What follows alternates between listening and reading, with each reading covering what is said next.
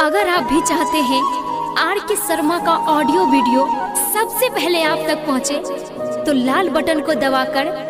Channel को subscribe करें और साथ ही बेल आइकन को दबाना ना भूलें।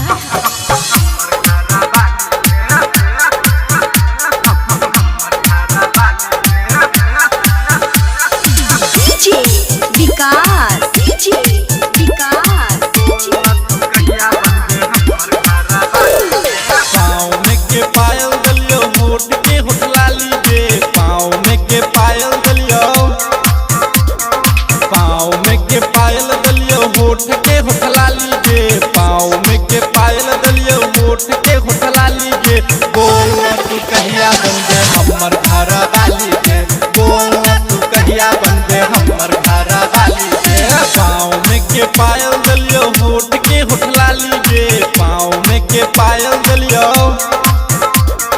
पाँव में के पायल दलियो होठ के होठला लीजे पाँव में के पायल दलियो होठ के होठला लीजे बोल तू कहिया बनबे हमर घर वाली के बोल तू कहिया बनबे हमर घर वाली के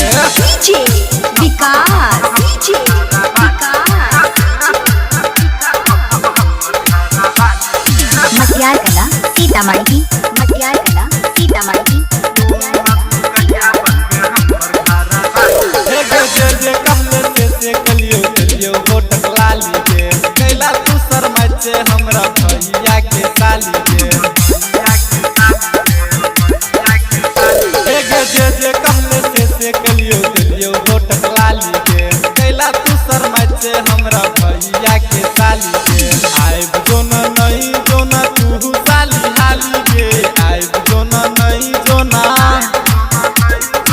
आइब जो नहीं जो ना तू साली हाली के आइब जो नहीं जो ना तू साली हाली के बोल तू कहिया बनबे गोरकी घर वाली के बोल तू कहिया बनबे हमर घर वाली के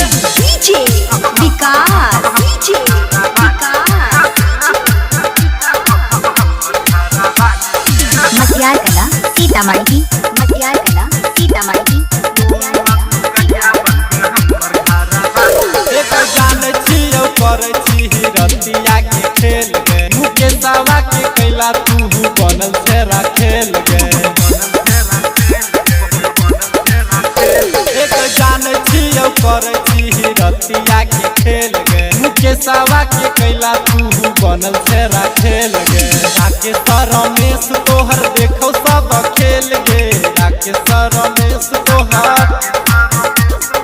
कापर अनिकेत तोरा खूबे करो खिल गे कापर अनिकेत तोरा खूबे करो खिल गे बोल तू कहिया बनबे गोरकी घर वाली के बोल तू कहिया बनबे गोरकी घर वाली के। मां शारदा रिकॉर्डिंग स्टूडियो, हनुमान चौक।